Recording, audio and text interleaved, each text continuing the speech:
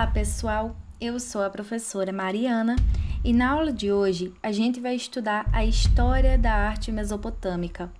Vamos ver o resultado da mistura das diversas culturas dos povos que formaram a primeira civilização da história. E para dar início à aula, vamos com o significado da palavra Mesopotâmia.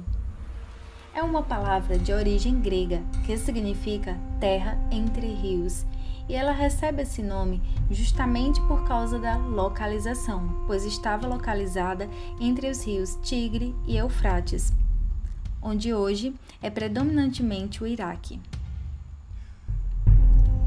E quem eram os povos mesopotâmicos? Eles eram as civilizações que se desenvolveram nessas terras denominadas Mesopotâmia. E os principais povos mesopotâmicos foram os sumérios, os acádios, os assírios, caldeus e babilônicos. E quanto à sua religião? Eles eram politeístas, adoravam a vários deuses. Suas divindades estavam ligadas à natureza, ou seja, ao sol, à lua, à chuva ou ao vento. Deuses antropomórficos. Antropomorfismo é o costume de se atribuir características humanas ou que se presume serem humanas a outros animais ou objetos inanimados, como vocês podem ver nesta figura. Sendo assim, suas produções artísticas também estavam relacionadas à religião, como era de costume entre os povos da antiguidade. Então, quando falamos em arte da Mesopotâmia, estamos falando de arte e cultura de todas essas sociedades que se desenvolveram nessa região geográfica. Os artistas geralmente não assinavam as artes que produziam, eram como se fosse uma arte anônima. O artista era um artesão e ele não tinha o interesse em deixar o seu nome em suas criações, nem em caracterizar de maneira singular sua obra. Em geral, essas produções eram confeccionadas para a decoração de templos e túmulos, e poucos exemplares sobreviveram à ação do tempo. Esse tipo de arte era representada por várias formas diferentes, dentre elas a pintura, a arquitetura, o artesanato e a literatura. Todas as expressões artísticas eram desenvolvidas pela própria civilização durante um período aproximado de 4.000 anos.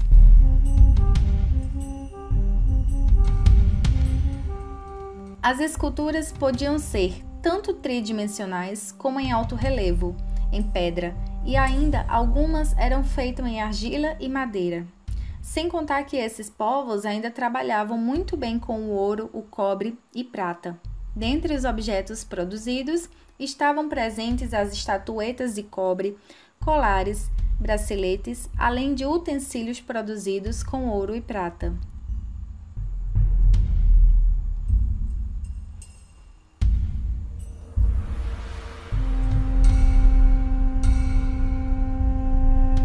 Os escultores representavam especialmente seres humanos, seres mitológicos, animais ou deuses.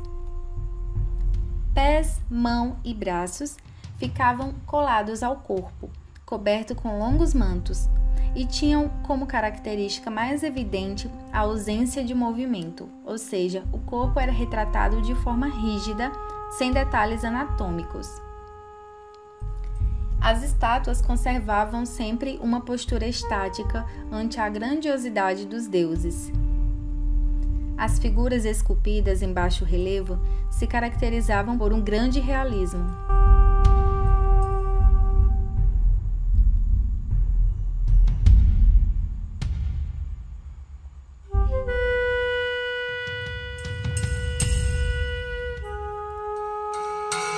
As pinturas, como os murais, também eram produzidos visando a decoração de palácios e templos, além da pintura para a ornamentação de objetos. Os artistas se utilizavam das cores claras, como o preto, o branco, o vermelho e o amarelo. Nas pinturas é comum encontrar representações do cotidiano, da guerra, das caçadas, dos rituais, das cerimônias e, sobretudo, dos deuses.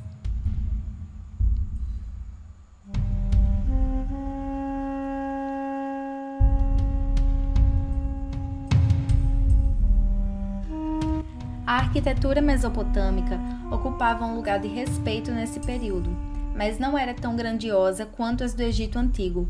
A grande maioria das construções eram feitas de tijolos cozidos ao sol, por não haver muitas pedras naquela região, o que ocasionou na pouca durabilidade dessas construções. Uma peculiaridade da arquitetura era o zigurate, templo criado pelos sumérios em formato piramidal, com o objetivo de adoração aos deuses, como uma torre que possuía vários andares, normalmente eram 7, e no topo era erguido o templo ao deus local. As torres também eram utilizadas como observatórios astronômicos, de onde os sacerdotes observavam o céu para estudar as estrelas.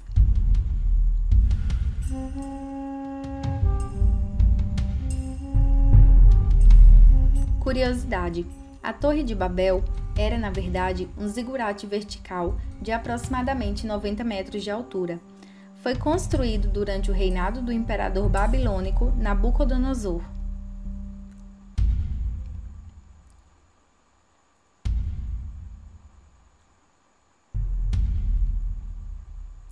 Portal de Ista, oitavo portal da cidade mesopotâmica da Babilônia, foi construído por volta de 575 anos antes de Cristo, por ordem do rei Nabucodonosor. Foi dedicada à deusa Acádia Ishtar, deusa da vitalidade, do amor e da fertilidade.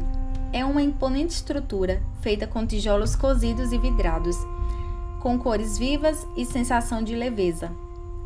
No portal, temos um corredor adornado por azulejos azuis brilhantes, com faixa de alto relevo e cobertos com dragões, touros e leões.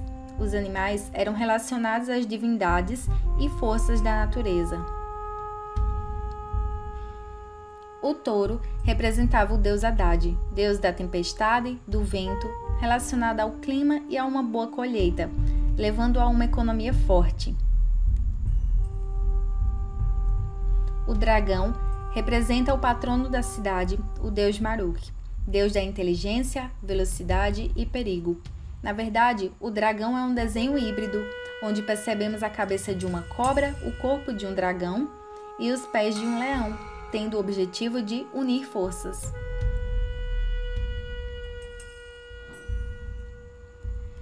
Vemos também, já no portal de um salão interno, a figura do leão, que representava a deusa Isla, deusa da proteção e do poder.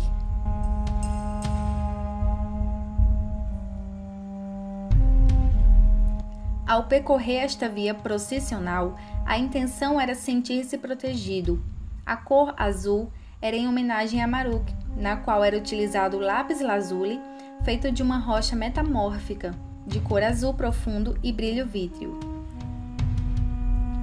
Outra característica da arte mesopotâmica são os touros alados com cabeça humana, que combinam elementos arquitetônicos com elementos escultóricos, e eram colocados à frente dos palácios como uma forma de proteção, como vocês podem observar na figura abaixo.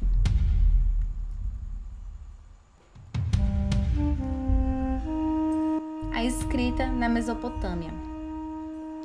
Os sumérios, povos que habitavam a região da Mesopotâmia, foram os responsáveis por desenvolver a escrita cuneiforme, já que a vida nas cidades mesopotâmicas tornava-se cada vez mais complexa.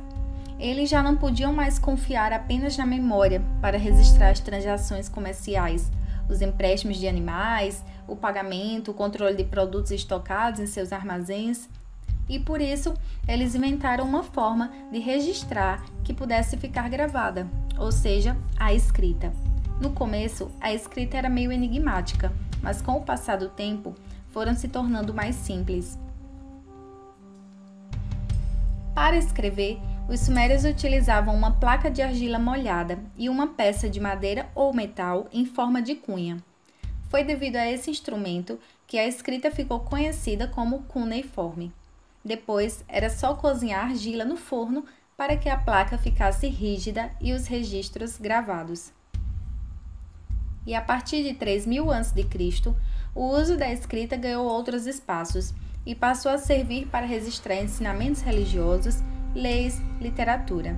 Assim, os mesopotâmicos foram os primeiros povos a registrar o seu cotidiano.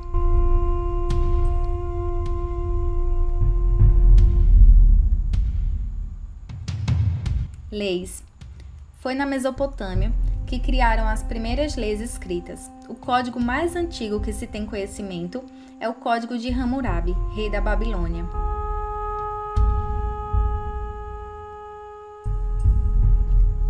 Numa das colunas, onde está escrito parte do código, Hammurabi recebe o código das mãos do Deus Sol e da Justiça. O Código de Hammurabi reunia normas sobre diversos assuntos da vida cotidiana, sobre crimes, questões comerciais, divisão social, casamento, herança. Esse conjunto de leis instituiu a Lei de Talião. A Lei de Talião pode ser resumida no famoso versículo encontrado no livro de Levítico: olho por olho, dente por dente. Isso quer dizer que todo crime cometido teria uma punição proporcional. Literatura mesopotâmica. Os mesopotâmicos se destacaram também na literatura com a criação de poemas e narrativas épicas. Influenciada pelos valores religiosos, a literatura mesopotâmica era repleta de mitos que explicavam a origem dos deuses e do mundo. A obra O Mito da Criação relata a origem do mundo graças aos feitos de Marduk, uma das principais divindades dos babilônios. Na epopeia de Gilgamesh, narra a trajetória de vida de Gilgamesh, rei de Uruk, em busca da imortalidade. A lenda diz que ele era filho do deus Sol, ou seja, um semideus, e tinha um físico intimidador e atraente. Nos primeiros trechos, ele é retratado como um homem sábio, mas quando percebeu que o seu poder estava além dos humanos comuns, ele logo se tornou um tirano cruel.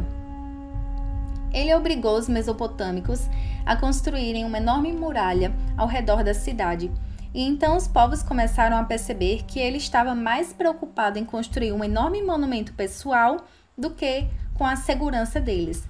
A população, cansada, pedia aos deuses para que essa tirania de Gilgamesh acabasse. Eis que surge a figura de Enkidu, que não era semideus, mas era considerado forte, pois tinha sido criado pelos deuses. E aí ele desafia Gilgamesh, e os dois travam uma batalha difícil, até que decidiram então parar de lutar e viraram grandes amigos. Começaram a se aventurar juntos pela Mesopotâmia, até que a deusa Ishtar se apaixona por Gilgamesh, por causa da sua força e coragem. Mas ele não se interessa, pois ele sabia que todo aquele que amar a deusa morreria. Ela se sente rejeitada, fica furiosa e os deuses enviam um touro enorme e sagrado que tinha pele de metal e chifres venenosos. E nessa batalha os dois vencem, porém Enkidu morre devido ao veneno do touro. E revoltado, Gilgamesh decide sair pelo mundo para aprender o segredo da vida eterna, abandonando toda a sua glória e poder como rei. No final de sua busca, ele descobre que a verdadeira harmonia está em aceitar como a vida efêmera pode ser. Sua felicidade depende de como ele escolhe se reconciliar com essa verdade. Ele então retorna ao seu reino com a promessa de ser um rei melhor e usar suas habilidades divinas para o bem maior.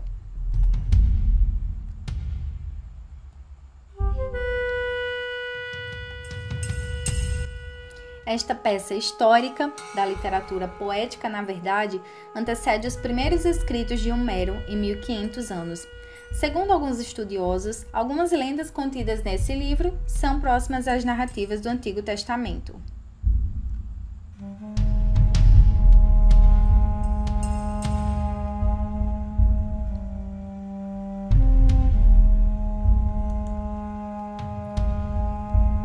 Bom, pessoal, essa foi a nossa aula de hoje. Espero que tenham gostado.